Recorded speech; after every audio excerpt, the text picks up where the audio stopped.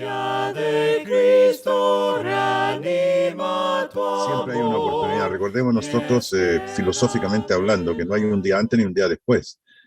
¿Ya? Cada momento es ahora. Por eso la Biblia dice, hoy es el día de salvación, no mañana, ni ayer, hoy. Cada momento que vivimos es la oportunidad para hacer las cosas correctas. Hay hermanos que dicen, no, el próximo año sí que voy a trabajar, y yo y me comprometo. Las cosas que uno hace cuando llega el año nuevo, ¿no? Dice, este otro año sí que vamos. No, no, no, no, no. Mira, Dios es tan bueno, tan justo, es tan misericordioso, ¿ya? Y tan bueno, pero tan bueno con nosotros, que él, fíjate que no nos pide ni una semana, ni 2 días. Nos pide simplemente hoy. Cada vez que tenemos la oportunidad de vivir, hoy, en este minuto, nos pide que seamos buenos hijos de Dios. Nada más. ¿Ya? Un día, un momento. Además, no existe el día de ayer ni el pasado. Cada momento es ahora. Cada momento es ahora. ¿Ya? Incluso no podemos retroceder en el tiempo, no podemos avanzar en el tiempo, sino que la oportunidad que tenemos es la oportunidad de hoy. Jesús dijo una cosa muy curiosa cuando a él lo perseguían y la demás gente le dice, bueno, mañana me es necesario ir a, ¿cómo se llama? A Jerusalén. Dice, pero oye, mira, te quisieron matar. Dice, mañana es otro día. Mañana es otro día y bástale a cada día su propio mal. Así que Dios nos bendiga a todos en la oportunidad que tenemos. Yo quiero expresar un saludo muy afectuoso a Luis Alberto Serrano del Pozo, a quien conozco por casi ya más de 50 años, y de Dulce y Agraz, qué sé yo, etcétera. Es un viejo igual que yo, pero siempre ha estado muy interesado en las cosas del Señor. Y aunque hemos tenido a veces algunas diferencias, hemos podido conversar. Y yo espero que Dios lo bendiga. Él estuvo pasando un momento bastante difícil de salud, pero ahora está un poquito mejor. Así que estamos contentos por eso y que, bueno, que él use su tiempo porque ya demostraron tarjeta amarilla. Así que para que pueda dedicar todo el tiempo que tenga y la oportunidad para servir a Dios. Y, y yo le exhorté el domingo, me tocó a mí traer el mensaje en Quillota, así que estuvimos conversando un poquito y fue bastante interesante. Así que un saludo, Luis Alberto, y esperamos verte aquí todos los martes y jueves, si Dios lo permite. Ok. También saludar a todos los hermanos que conozco, veo ahí a María Elena, a mi querido hermano Sergio Leopoldo García Fariña, Marco Antonio Donoso, se me olvidó el segundo nombre del hermanito Marcos. Ya me voy a acordar. Bueno, abran sus Biblias, por favor, al capítulo 17 de Lucas. Lucas, capítulo 17. Yo quiero que ustedes entiendan, y siempre se lo estoy recalcando, ya que yo uso como base el libro de Lucas para estudiar la vida y los tiempos, la vida de Jesús y sus tiempos. ¿Ya? El Mesías, Jesús de Nazaret, el Mesías, el Hijo de Dios. De manera que estas cosas nomás son las que se han escrito. Como dice Juan capítulo 21, dice, estas se han escrito para que creáis que Jesús es el Cristo. Y que se hizo muchas cosas más, que si se escribieran, dice, no cabrían los libros. De manera que hay gente que piensa de que las cosas se tienen que decir 2 o 3 veces, basta con que se dice una sola vez y suficiente. No hay ninguna ley, ninguna constitución de ningún país o de reglas que se gobiernan los pueblos, ya que tengan que hacerle una ley lo mismo, ya 5 o 6 veces, no basta con una vez.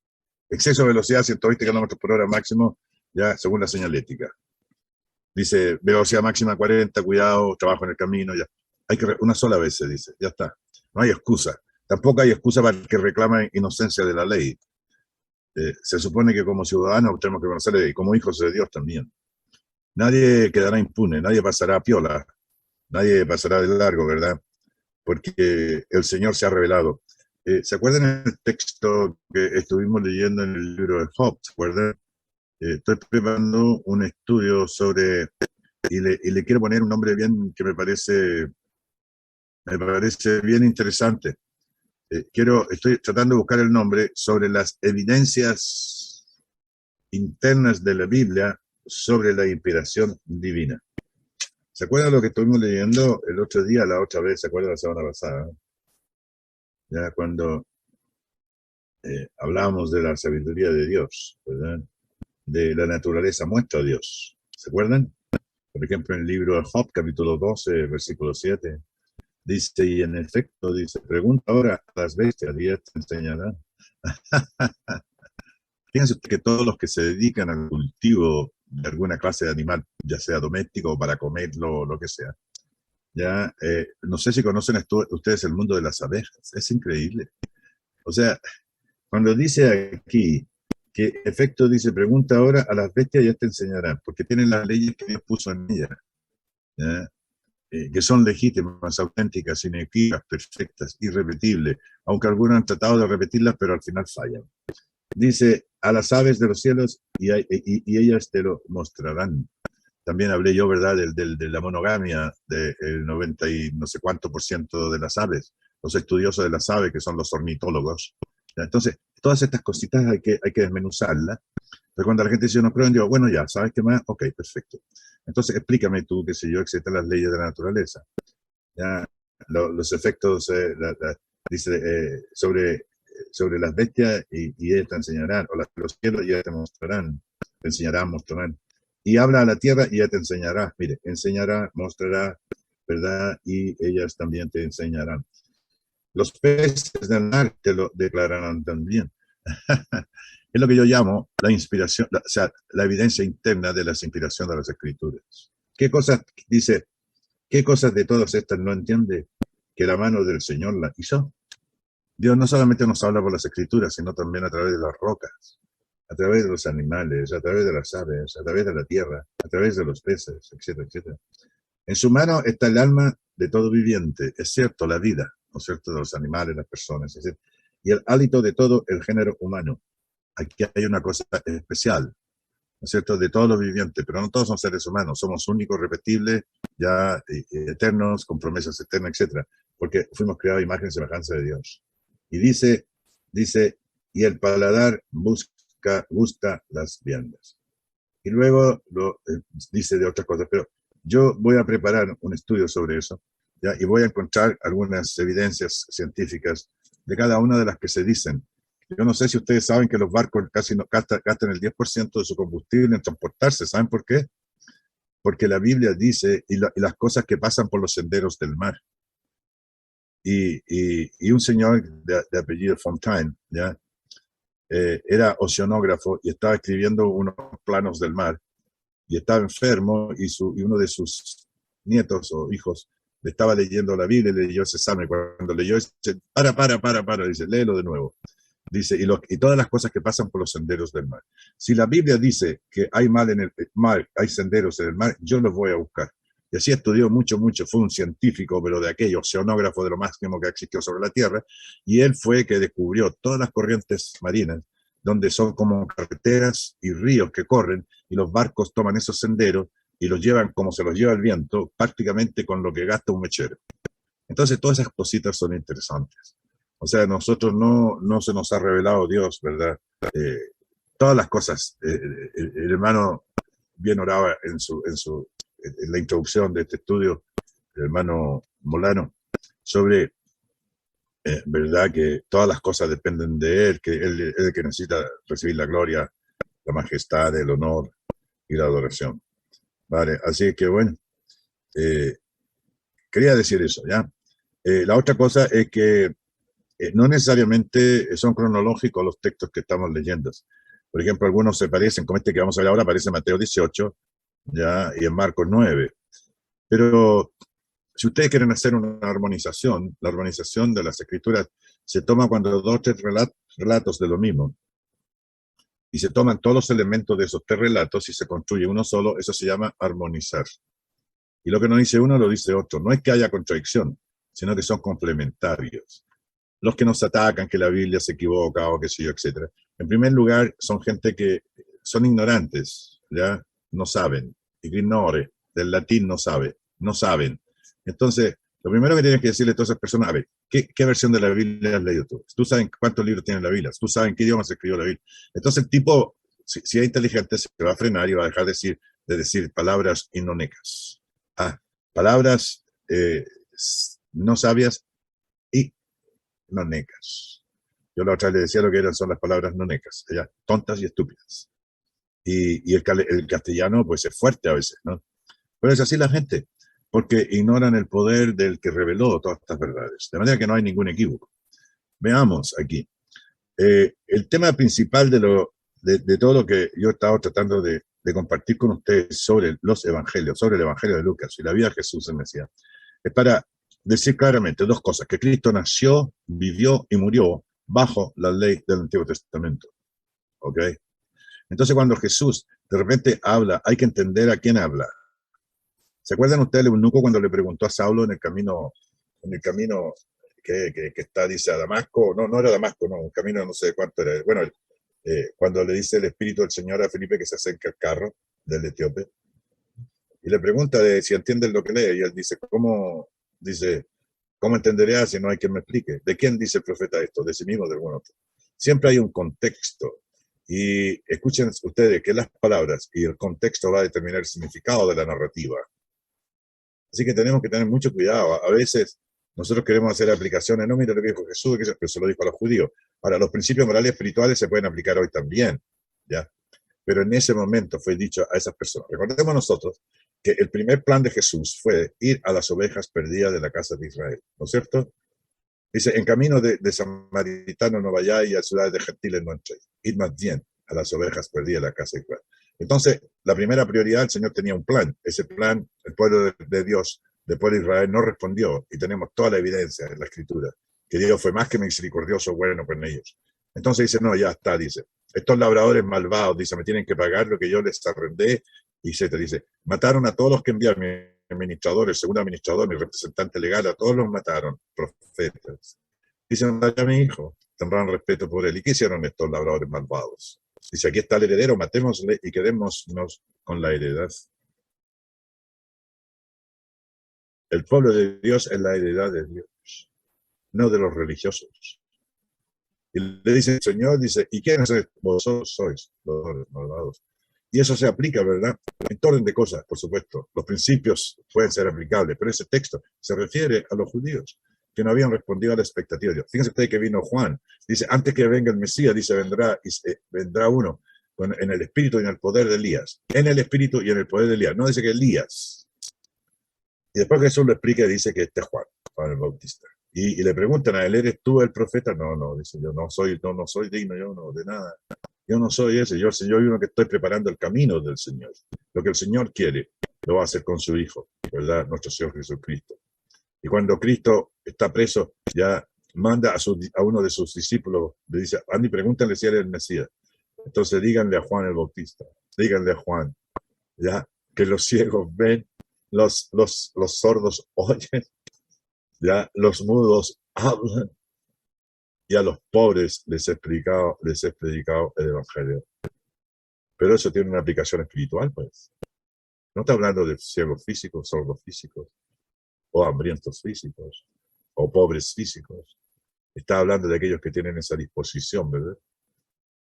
Que van a ser satisfechos, bienaventurados, dice el Señor, los que lloran, porque serán consolados.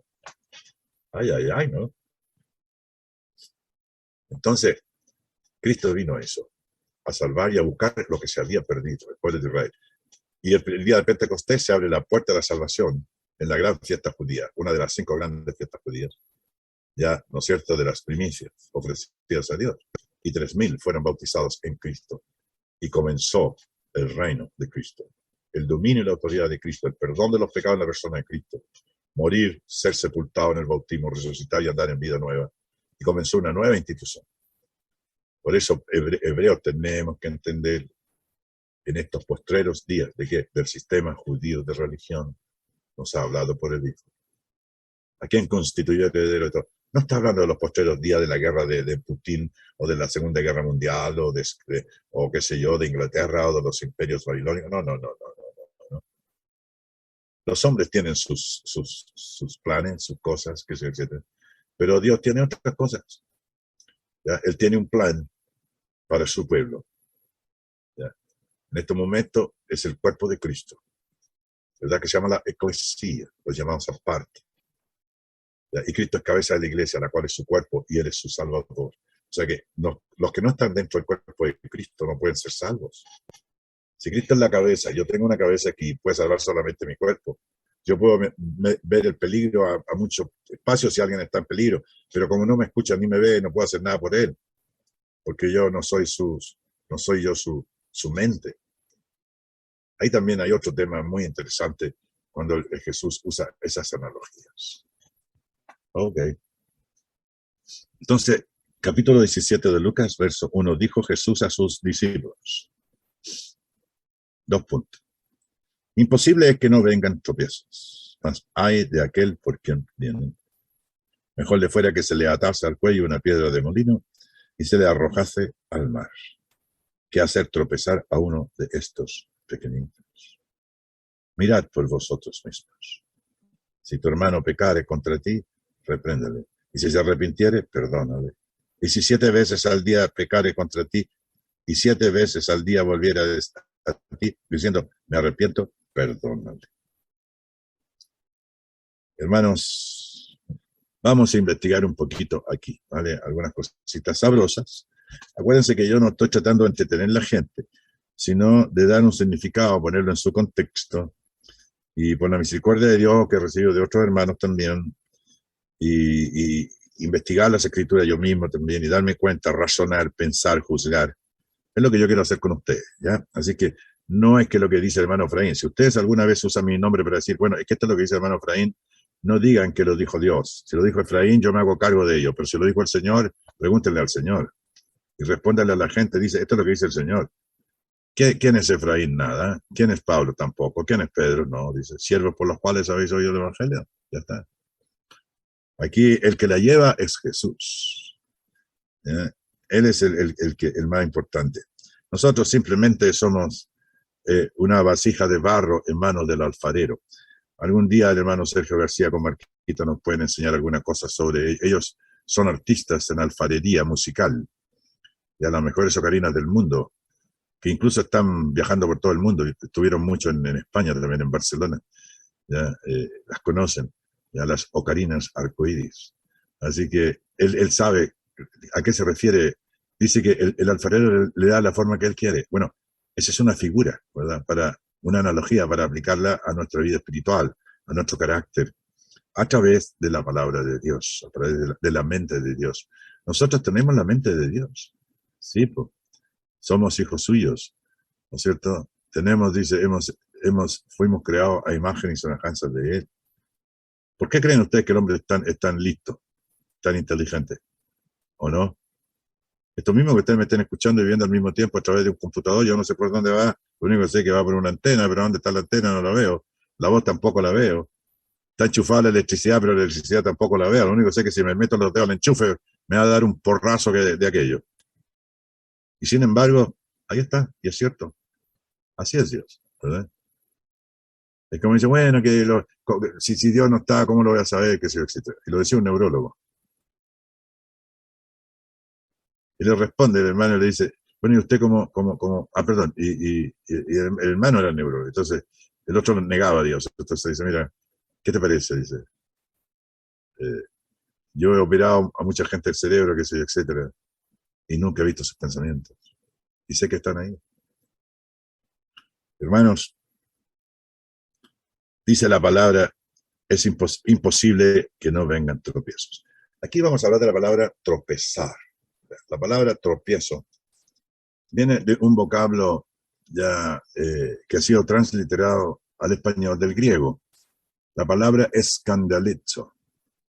Escandalizo o escándalo es una palabra griega que ha sido traducida al castellano como escándalo. Ya muchos se escandalarán, van a ¿cómo se dice? Escandalizar. Se van a escandalizar de ustedes, de mí, que sé yo, etc. Entonces, la palabra que se usa aquí en este texto es la palabra escandalizo. Van a tener muchos tropiezos, porque el Evangelio de Cristo va a ser un tropiezo para aquellas personas. Va a ser un escandalizo, va a ser un escándalo. ¿Ya? Y a veces vamos a tropezar con ese tipo de gente, por distintas razones, a veces sin ni siquiera quererlo. Acuérdense ustedes que uno sufre por distintas razones, sufre cuando violan las leyes naturales, sufre por el maltrato de terceros, por injusticia, lo que sea, como llamen ustedes, traiciones, en fin, estafas, lo que ustedes quieran, robos, asaltos, ¿no es cierto? Y también sufrimos cuando violamos las leyes de Dios. Entonces, a veces no todos los sufrimientos son de parte de Dios, sino que el mundo en que vivimos nos causa mucha tristeza, mucho dolor, y no hay mucho que podemos hacer por ello, excepto mencionarles que Jesús les podría ayudar en cambiar su carácter, su personalidad, pero eso tiene que estar sujeto a la voluntad de Dios. Por eso el Señor, cuando ora por los apóstoles, le dice al Padre: Señor, no te ruego que no los quites del mundo. Ellos son del mundo, pero no, dice, están en el mundo, pero no son del mundo. No los quites del mundo, guárdalos del mal. Y eso es lo que el Señor quiere. Vivimos en una sociedad mala y corrupta.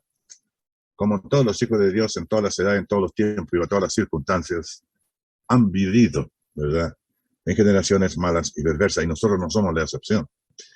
De manera que no vengan tropiezos, mas hay de aquel por quien viene. Hay de aquel por quien viene. Algunos hermanos se escandalizan por algo, que sé yo, etc. Pero aquí está hablando a los judíos, a los que se iban a oponer. Dice, el que ama más a padre y madre que a mí, no es digno de mí. El que no aborrece. ¿Se acuerdan que lo expliqué yo? Lo que significa la palabra aborrecer, rechazar, qué sé yo, poner aparte, no darle la prioridad que tiene lo que significa. Suena muy violento. Dice, y los enemigos sanos de su propia casa, ¿a quién? Al pueblo judío. Fíjense ustedes que aceptar el mensaje de Jesucristo era romper con toda la tradición del pueblo de Israel. Socialmente era un fracaso, porque la gente lo marcaría y lo separaría. Para los negocios, pues mira, lo sacarían de los negocios. De la familia, lo tendrían como un paria, como alguien que no sirve. Ya, nunca más papá, mamá, hermanos, nada. Separado de todo eso. Y hay que estar dispuesto, ¿verdad?, para sufrir por la causa de Cristo, dicen. Porque eso es lo que sucede siempre. Y pasa. Y no pasa, qué sé yo, no pasó solamente en los días de Cristo. Ha pasado desde que el hombre está sobre la tierra. No es fácil para muchos hermanos aquí en la pantalla o otros que han tenido alguna experiencia, familiares suyos, ¿ya?, de tener que decirle que, bueno, que las cosas del Señor entonces están primero, sí, la prioridad es Dios, el Señor. A veces son decisiones difíciles que tomar. Yo aprendí de otros hermanos una vez. Yo tenía el tema ese de que cuando llegan visitas y estamos el domingo y dicen, ¿por qué no, hermanito, que me llegaron una visita? ¿Por qué no la invitó a la reunión?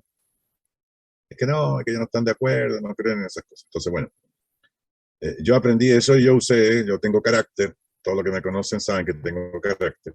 Pero no carácter para lo malo, sino que yo para defender mi posición y todo lo demás. Y si eso significa que alguien se ofenda, prefiero que se ofenda por la verdad, ¿no es cierto? Y que pueda que él le sirva de ejemplo para hacer la voluntad de Dios y no para que yo viole los mandamientos de Dios. Entonces, cuando llegaban visitas a mi casa, sabiendo ellos que nosotros teníamos responsabilidad los domingos, llegaban y justo estábamos saliendo para la reunión. Yo les decía, ¿quieren venir a la reunión con nosotros? No, ya, vale. Quédense aquí en la casa, están en su casa, hagan las cosas que tienen que hacer, pueden cocinar si quieren, prepararnos el almuerzo para todos y nos vemos luego como a la 1, ¿vale? Chao, adiós.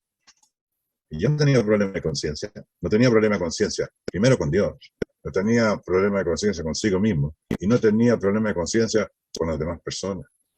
Y lo hacían.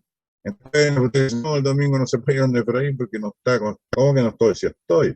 Lo que pasa es que yo tengo responsabilidades de las cuales yo para mí son prioridad. Entonces, si ustedes llegan a mí, quieren que yo esté para atenderlos, no voy a estar, lo siento mucho. Pero si tú vienes en un en que yo puedo atender, yo lo voy a atender igual. Y en mi casa nadie se pone a comer antes, ni se sienta a la mesa a comer antes, y primero nos damos gracias a Dios, aunque sea el ateo más retobado que existe en la tierra. ¿Qué quieren que le diga? Y si vamos a un restaurante mismo, gracias por la comida. Cuando ya estamos todos sentados, ya algunos hacen chistes, algunos que hacen problemas, yo me pongo muy serio. Pero muy bien, vamos a dar gracias a Dios. Les conté a ustedes una historia, parece que se las conté, en uno de estos veranos que yo siempre me gusta hacer choclones. Choclón en Chile se llama juntar gente, ¿ya?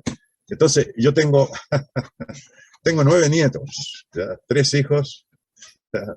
Tenía 2 yernos, pero ahora tengo uno solo porque uno falleció. Y tenía una nuera, ¿verdad? O sea, una nuera y dos yernos. Entonces, de repente se me ocurre yo y le digo a mi señora hace algunos años, esto fue para el 2010, para el terremoto, ¿se acuerdan del terremoto? Ya estamos. Entonces hay un centro de retiro que está ahí en Punta de Tralca, un lugar aquí en la costa central de Santiago, entre San Antonio y Algarrobo, cerquita más de Algarrobo que de San Antonio, entre Cartagena, el Quisco, el Estado, esas partes ahí, hay un lugar que se llama ya eh, eh, Tralca, ¿no? La Punta de Tralca. Y ahí hay una especie que antes era como un seminario, y ahora es un negocio donde tú puedes arrendar cabañas, ¿verdad? O apartamentos, y que es muy austero. Las camas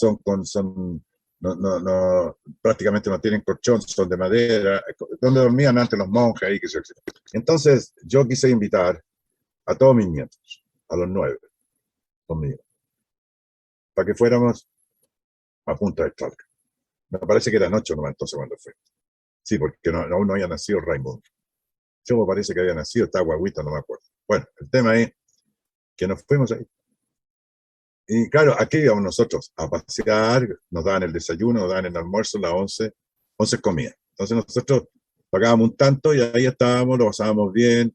Había ¿cómo se llama? Un centro de entretención donde uno iba a jugar taca-taca o qué sé yo, etcétera, y para cultivar la amistad y todo eso. Y también yo les hablaba el mensaje a todos los que podía y a los niños también para tener una cercanía, ¿no? Más para, para, para compartir los afectos y todo eso.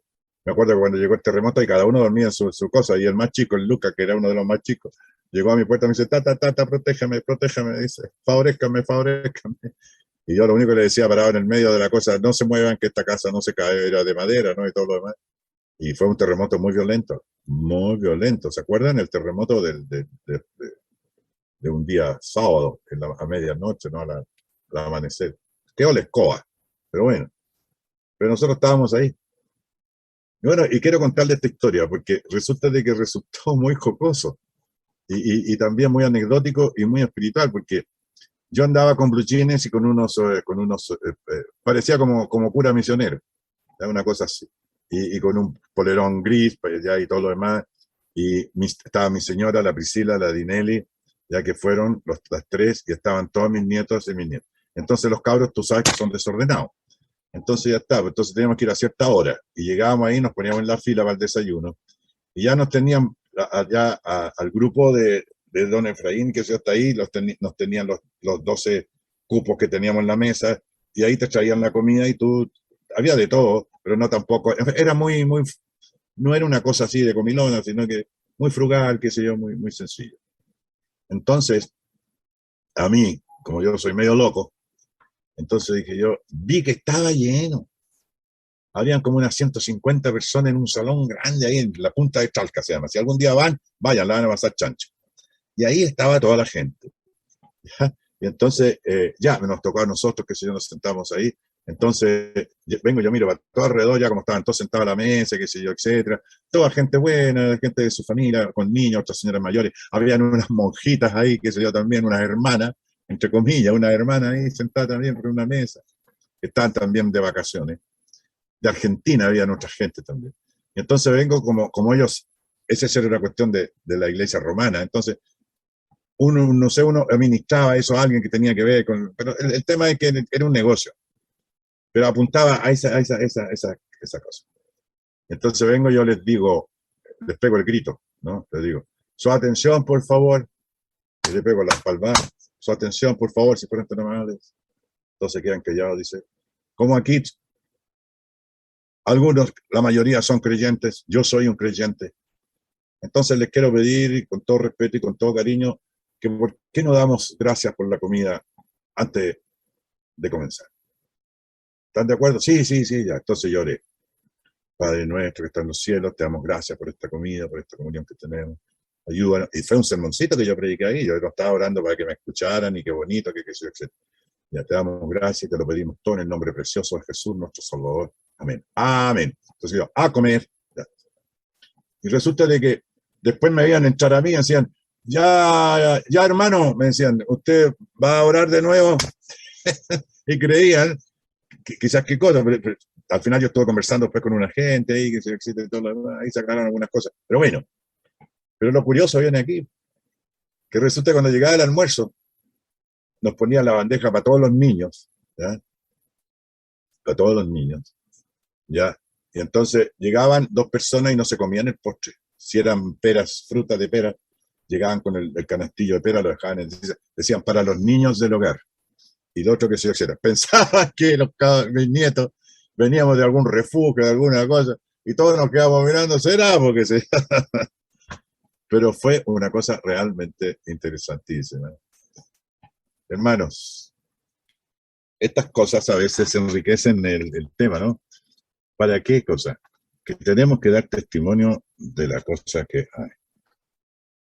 Mas hay de aquel por quien viene los tropiezos. Que no seamos nosotros la piedra de tropiezo, que no seamos nosotros el que provocamos el escándalo. ¿Ya? Porque la gente se va a tropezar con las verdades de Dios, siempre. Van a ser una roca que hace caer, moral y espiritualmente. Dice que hace tropezar a uno de estos pequeñitos. Jesús siempre se refirió, o sea, Dios se refiere a los suyos como estos mis pequeñitos. Porque cualquiera cosa que hiciera ya estos pequeñitos, cuidado, dice. Porque sus ángeles están siempre en la presencia de Dios. Cuidado, ¿se acuerdan los niños? ¿Se acuerdan los niños cuando traen un niño a Jesús para que le dé la bendición? La gente decía, no molesta al maestro.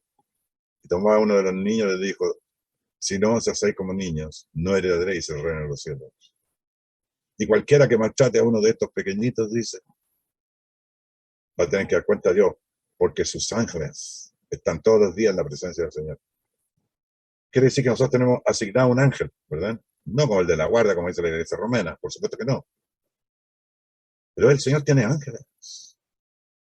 No los vemos, pero ahí están sus ángeles que controlan las cosas. ¿Y qué es lo que son los ángeles? Espíritus ministradores para las bendiciones de los hijos de Dios, dice Romanos, ¿o no? Y la expresión de estos pequeñitos, como dicen como niños, no significa que tienen que ser como niños. Hay niños reperversos. Aquí en Chile hay niños de 17 años que asaltan autos, matan gente, todo ese tipo de cosas. No. Estamos hablando de los niños pequeñitos, de los que dependen de los grandes cuando tienen 2, 3 añitos. O un poquito más todavía crecido. ¿Cómo son los niños? ¿Confían en su padre? ¿Se entregan completamente? Ellos van donde van sus padres. No les preguntan nada de nada, ni les juzgan, ni ponen ninguna cosa. Se entregan completamente. Esa es la actitud de los verdaderos niños de Dios. En que Dios sea nuestro Padre y nosotros sus hijos. Vamos a hacer su voluntad. Nos vamos a entregar del todo. Porque Él sabe lo que necesitamos y Él nos protege como nuestros padres materiales, nuestros padres humanos nos protegían. Bueno, y dice, y cualquiera que maltrate a uno de estos pequeñitos, cuidado, cuidado. Mateo 18. Es un hermoso, lindo. Es un hermoso texto. 18:10 de Mateo. Lo vamos a leer. Dice, mirad que no menospreciáis a uno de estos pequeños. Porque os digo que sus ángeles en los cielos ven siempre el rostro de mi Padre que está en los cielos. Como que tenemos asignado un ángel. ¿Se han fijado ustedes el angelito bueno y el angelito malo, ¿no? Que tus ángeles me protejan. A veces entramos a lugares que el ángel no va a entrar, se queda sentado en la cuneta afuera porque es un lugar indecente. O cuando decimos que nos protegen en el auto, tus ángeles nos protegen y el hombre va a 160 por hora cuando tiene que ir a 120. Cuando pasa a los 120, el ángel que va en el auto contigo se baja. ¿Entienden? Y cuando bebe más de la cuenta, come más de la cuenta también. Pues se para de la mesa y se va.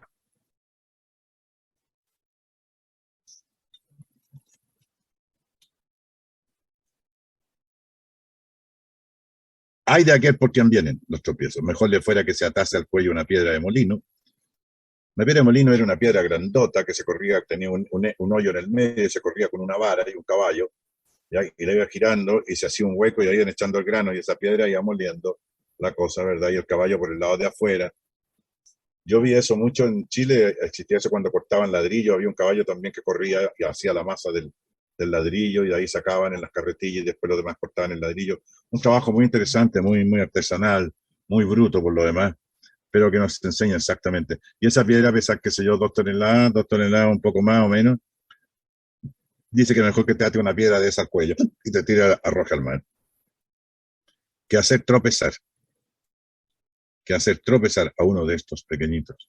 Que lo que ustedes enseñan, lo que ustedes dicen, las leyes que ponen, el concepto tradicionalista, el concepto extremista, el concepto liberal, modernista, el concepto literalista de algunas personas. Hay personas que son muy literalistas. No, si el Señor va a venir y qué sé yo, va a haber una guerra de Armagedón ahí en, qué sé yo, y guerra. Si el Señor no necesita guerra, él mismo dice, si mi reino fuera de este mundo, dice, mis seguidores pelearían por mí, le diría yo que bajen 200 millones de ángeles a ver si pueden contra ellos. ¿Quién va a poder contra los ángeles? ¿Cómo va a poder sobre el Señor? Pero el afán del Señor no es ese. El Señor quiere que el hombre tome conciencia espiritual y moral. El hombre vive en este cuerpo, ¿verdad? El soma, el cuerpo.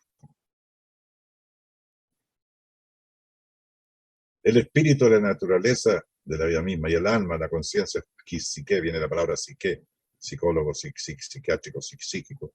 La psique es la mente. Es única y irrepetible. Menos mal que hay un solo Efraín, ¿no? ¿Se imaginan ustedes? O una sola Doris escribe, menos mal que hay una sola Doris. Y no lo digo con todo el cariño del mundo. Lo mismo que Sergio García, menos mal que hay uno solo, Juanito también. Me imagino yo con 2 Sergio o 5 Sergio García iguales, no. Tampoco lo han hecho clon, así que estamos salvados por ese lado. Lo que quiero decir, hermanos, es que nosotros tenemos que tener cuidado cómo hablamos y qué es lo que decimos. Eso está hablando a los judíos que estaban impidiendo el desarrollo del plan eterno de Dios. Y Dios les dio 3 años.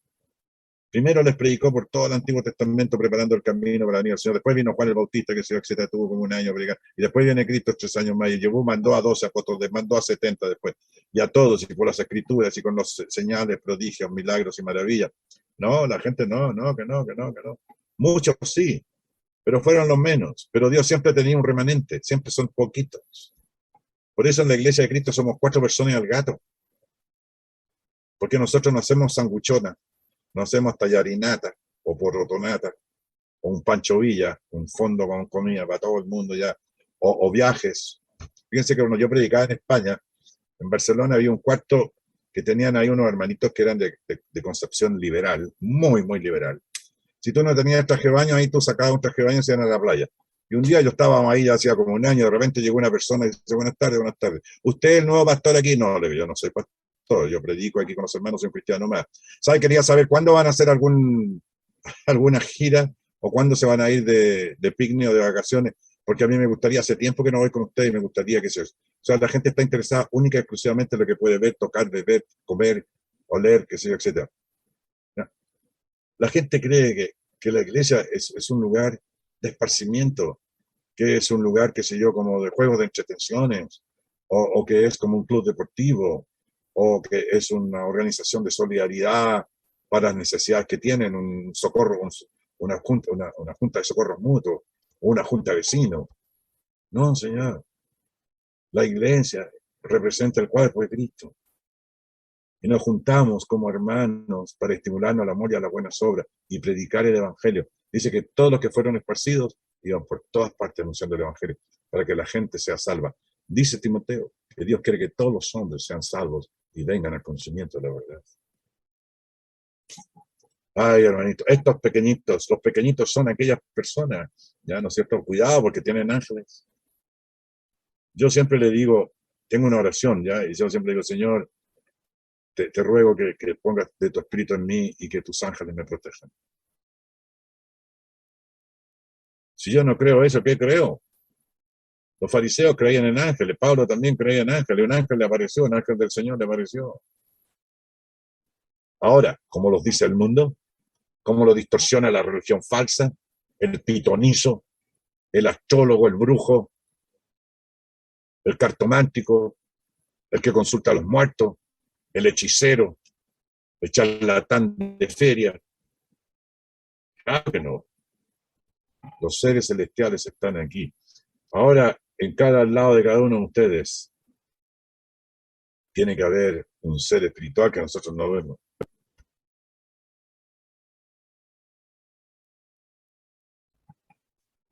¿Se acuerdan en una ocasión cuando el profeta hablaba con el Señor y le dice, Señor, dice, aquí estoy yo solo? Entonces le tenía cegados los ojos espirituales, porque no estaba capacitado para eso. Pero el Señor hace un milagro y dice, mira a tu alrededor. Y vio un ejército de ángeles alrededor de la montaña. ¡Millones! Si él quisiera usarlo, lo va a usar. Pero el Señor quiere que en conciencia seamos hijos de Dios. Pero Él tampoco va a permitir que nosotros seamos destruidos. Y si somos destruidos por alguna razón, de algún mal, quiere decir que Dios tiene planes para nosotros. Porque esta vida es una pasantía nomás que estamos haciendo. Es una pasantía. Estoy muy contento porque tengo una nieta que terminó ya su carrera de medicina. Y ella hacía muchas pasantías y siempre me decía, Tata, yo uso la palabra que tú usas, las pasantías. Estas cosas que uno va y se empapa de cosas, qué sé yo, etcétera, y va superando hasta que llega al final. Todos, de una manera u otra. Vamos corriendo el camino. Así que si tú eres piedra y tropiezo, mejor que te tiré, chao. Y se le arroja al mar y que hacer tropezar a uno de estos pequeñitos.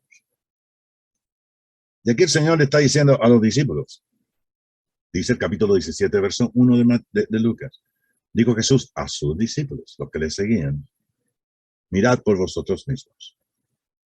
Mirad por vosotros mismos. No miren por los demás. No, es que yo no voy a la iglesia porque el hermano tanto, fulano, que no, que en la iglesia me trataron mal y que se... Típico cuando uno le pregunta a un hermano, ¿y qué es del hermano tanto? Una vez un hermano le preguntaba a otro, dice, oye, ¿qué es del hermano fulano sutano? Dice, oye, abandonó la iglesia, ya no va más a la iglesia. No abandonó la iglesia. No va a reunirse con los hermanos porque abandonó a Cristo. Punto. Abandonó a Cristo. Pablo les dice a los que habían aceptado a Jesucristo y que querían volver para atrás al mundo o a la religión pasada, hermano, que no haya en ninguno de vosotros corazón malo de incredulidad para apartarse del Dios vivo. Los que dejan la comunión de sus hermanos, reunirse con la asamblea del Señor Jesucristo, tienen un corazón malo de incredulidad. Ya no aman a Cristo. No, si yo lo amo a Cristo mucho, el Señor siempre está conmigo. Mentira. El diablo pone esa mentira en ti, te tiene convencido y te tiene engañado. Que no importa si yo no voy a la iglesia, yo sé que el Señor está conmigo. Yo no creo tal cosa. El Señor llora a su lado, los ángeles dicen, no, ¿hasta cuándo este hombre que no hace caso de las palabras del Señor?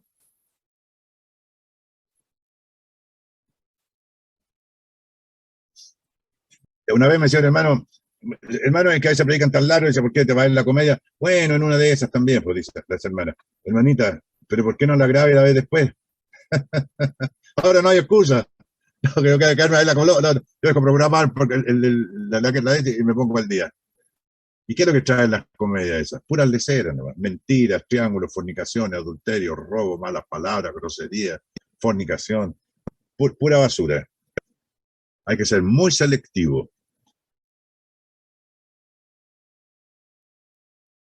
Mirad por vosotros mismos. Hermanos, tenemos que mirar por nosotros, ¿ya? Hoy día también. Jesús está hablando a sus discípulos, dice, si tu hermano pecare contra ti, este es un principio de verdad absoluta. Lo podemos aplicar ahora, pero está hablando a los judíos, ¿ya? Que si alguien te ofende, te dice cualquier cosa, que sea, dice a ti, dice, y pecare contra ti, por cualquier cosa, no vamos a poner para hablar de pecado, es verdad, toda la lista que ustedes quieren. Y 7 veces al día volviera a ti diciendo, me arrepiento, perdónale. Y si 7 veces pecare contra ti. Fíjense ustedes que la palabra 7 es tan recurrente que en el libro de Génesis, capítulo 4, verso 15, del principio de la Biblia, cuando el Señor separa, ¿verdad? Lo pone en una cárcel. ¿Saben ustedes que la cárcel es separar a la gente de la sociedad, ¿verdad? Porque son un peligro para la sociedad. Más este que había cometido un parricidio, ¿no es cierto? Un homicidio, haber dado muerte a su propio hermano. Ya, mire lo que dice el Señor en el capítulo 4, versículo 15. Y le respondió al Señor, ciertamente cualquiera que matare a Caín 7 veces será castigado. Entonces el Señor puso señal en Caín para que no lo matase cualquiera que lo hallara.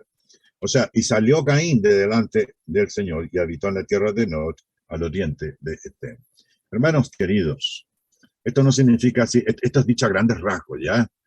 Pero ¿qué marca puso? Tampoco nos dice qué marca, simplemente había una señal en él que el Señor puso, quizá alguna esfera, alguna cosa, algún halo, ¿verdad? Celestial, no sé qué cosa, pero lo separó de la sociedad. Y vivió en los páramos solos pues, hasta que pasó el tiempo y ya hizo lo que tenía que hacer. Luego se casó, fundó una ciudad, pero características de... Dicen, los malos prosperan, sí, claro, pero ¿de qué le sirve, no? Recordemos nosotros de la desobediencia. La desobediencia ya es una cuestión que también era castigada. En el caso de Caín, un crimen, ¿verdad? Tremendo. Hay otro texto también que lo escogí yo, hay varios, pero me llamó la atención uno muy especial. En el libro de los Levíticos, capítulo 26, que es el libro, ¿verdad?, de los sacerdotes, de las ordenanzas, de la adoración del culto, de las cosas del tabernáculo, de los sacerdotes y todo lo demás. En el capítulo 26 de Levítico, versículo 18, dice, y si aún con estas cosas no me oyereis, yo volveré a castigaros 7 veces más por vuestros pecados. Entonces, ¿qué es lo que significa 7? 7 es un número de perfección. Para la desobediencia, Dios les va a castigar, que se yo, etc. Con el perdón perfecto es 7. O sea, 7 siempre ha sido sinónimo en numerología bíblica, ¿ya? De lo que es perfecto, de lo que es completo. 7, 7, 7, 7, 7. 6 el número de hombre, 4 el número del mundo, 3 el número de Dios. Y así sucesivamente, 40 número de preparación. 40 se aparece en la Biblia muchas veces, ustedes se ponen al tiro de memoria, 40, 40 años, 40 días, 40 años, 40 días, 40 años de reino, etcétera, etcétera, 40 días de ayuno de Cristo, en fin, todo lo que ustedes quieran. La numerología bíblica no obedece al sistema latino que nosotros tenemos o que está vinculado al tiempo o al espacio, sino que es una manera ya, que está llena de símbolos y figuras que tenemos que aplicar. 7 es la perfección, o sea, debemos perdonar siempre. O sea, si peca 7 veces, o sea, ese peca para mí, 7 por 7, 49. 70 veces 7, 490. ¿En qué libreta, en qué computador voy a llevar yo la cuenta cuántos pecados he hecho contra mí? 499, 490. Cuando llega al 491 ya no lo perdono más. No, no significa eso. No. Un número lleno de símbolos. Pura de la perfección de Dios.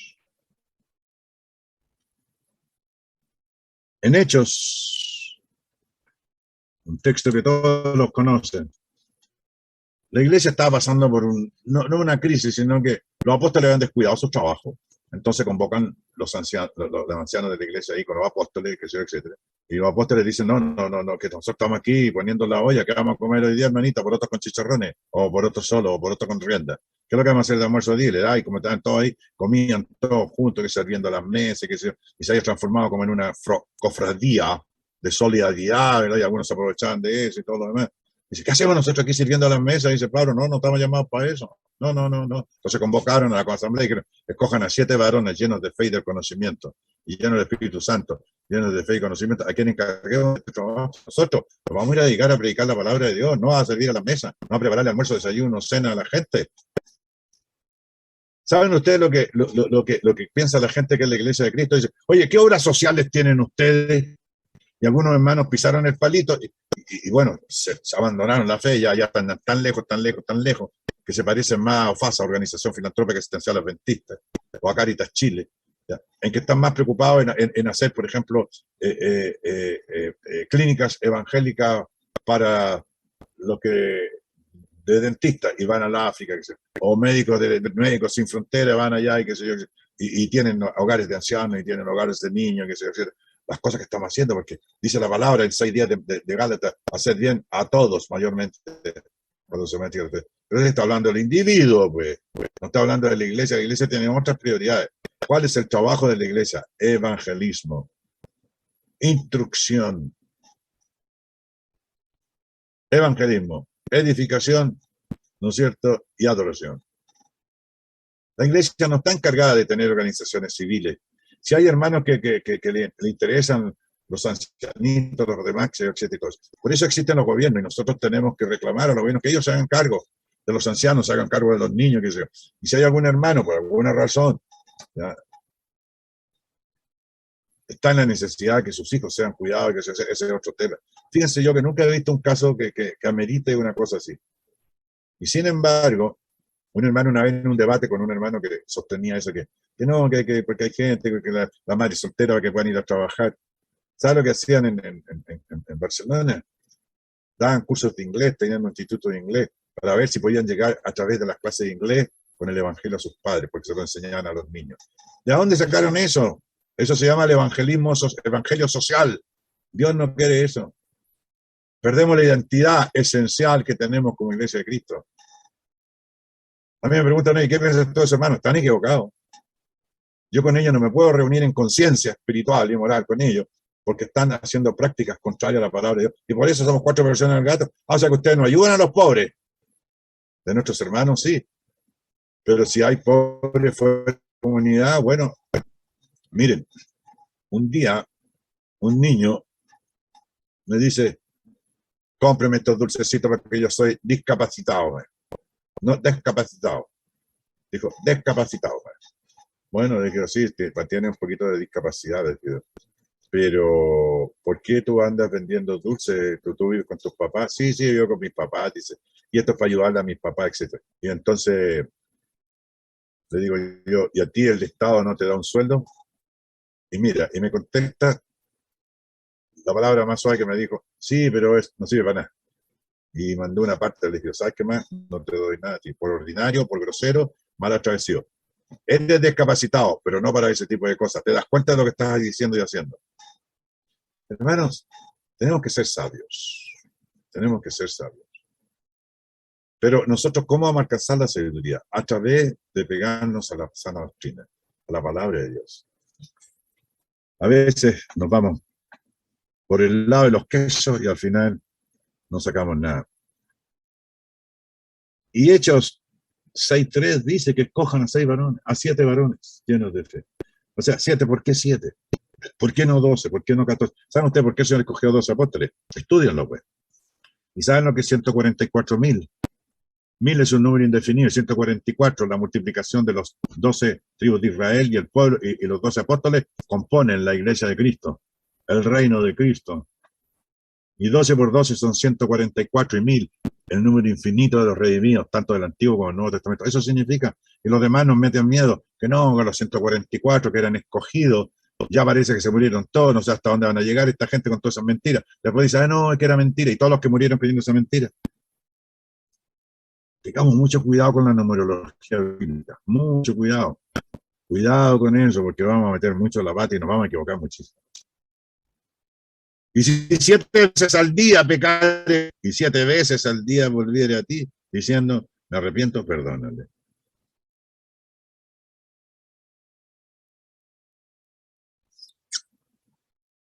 Ay, ay, ay. Quiero que leamos para terminar Apocalipsis capítulo 1, versículo 4.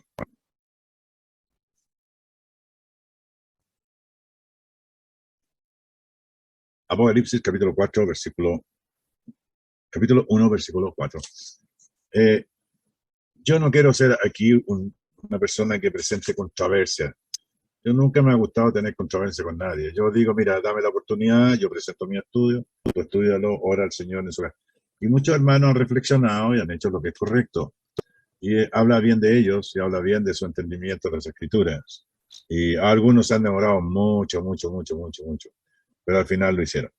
Mire cómo comienza, dice capítulo 1, ya versículo 1, la revelación de Jesucristo. La revelación de Jesucristo. Se lo reveló a Juan y dice, y dice el versículo 3, que es muy interesante, bienaventurado el que lee, el que oye, el que guarda las cosas en ella escritas, porque el tiempo está cerca. ¿El tiempo de qué? Del fin del sistema judío-religión. Se terminó ya la oportunidad, ya no hay más oportunidades. La destrucción de Jerusalén, entre la cruz de Cristo y la muerte de Jerusalén, y la destrucción de Jerusalén, pasaron 40 años. Tuvieron 40 años de transición para arrepentirse y volver y hacer cristianos. Y hasta ahí llegaron y se terminó. O sea, Dios no nos castiga al tiro, si no estaríamos todos muertos. Estoy preparando un estudio sobre la ley de Moisés y la gracia del Evangelio de Jesucristo. Cuando llegue a un texto que estoy estudiando en Lucas, que lo tengo remarcado, les voy a presentar. Son 9 páginas que lo vamos a leer y lo vamos a estudiar en una ocasión así larga de 2 horas. A ver si, para que veamos de qué se trata. Pero mire lo que dice Apocalipsis. Dice Juan a las 7 iglesias que están en Asia. Gracias, gracia y paz a vosotros, del que es y que era y que ha de venir, y de los 7 espíritus que están delante de su trono. Si ustedes empiezan a buscar 7 en el libro de Apocalipsis, está lleno de 7, las 7 copas de la ira, las 7 trompetas, todo 7, todo perfecto. Y escoge 7 iglesias, escoge 7 congregaciones de la iglesia de Cristo. La gente dice, no, hombre, todos eran evangélicos. No, si evangélico significa los protestantes, no.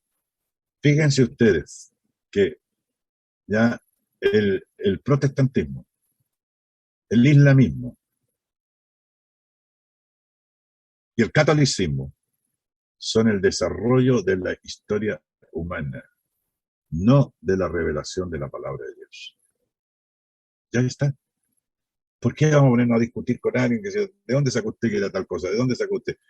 ¿Quién le dio autoridad para que existiera la iglesia mormona o evangélica de cualquier tipo, presbiteriana, anglicana?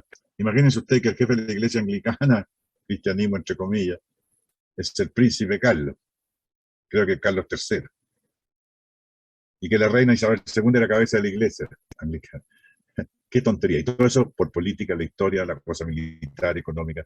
Pura cosa satánica, pura cosa mala, perversa.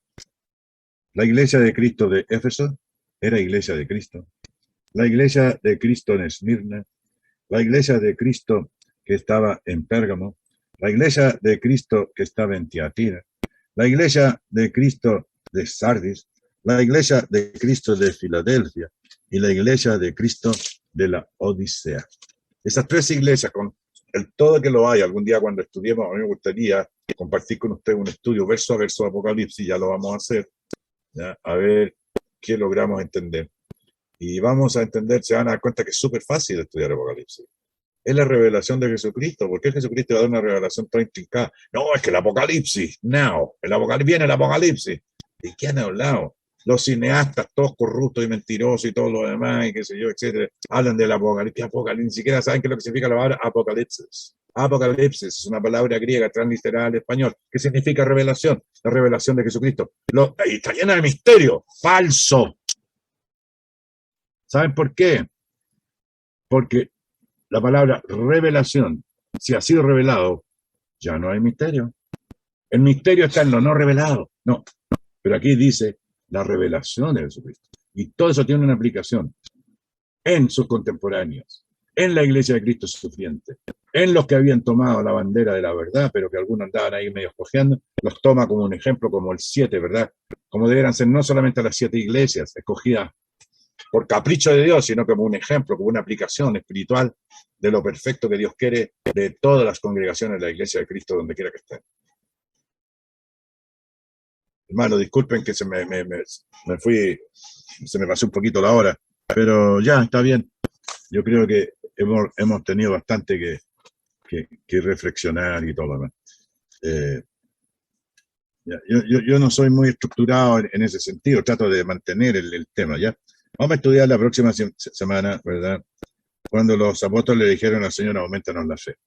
Ahí sí que van a sacar roncha, aumentanos la fe. Entonces tenemos que definir qué es la fe, de qué fe está hablando, ¿verdad? Hay 2 clases de fe, ¿verdad? La revelada, que es la doctrina, y la fe que hace salvo, que es la aceptación intelectual de esa revelación en Dios. Porque el Evangelio somos salvos por la fe, para fe, ¿ok? Por fe, para fe. Que Sean les bendiga, muchas gracias por su fina atención, les quiero mucho y nos veremos, Dios mediante, el próximo martes.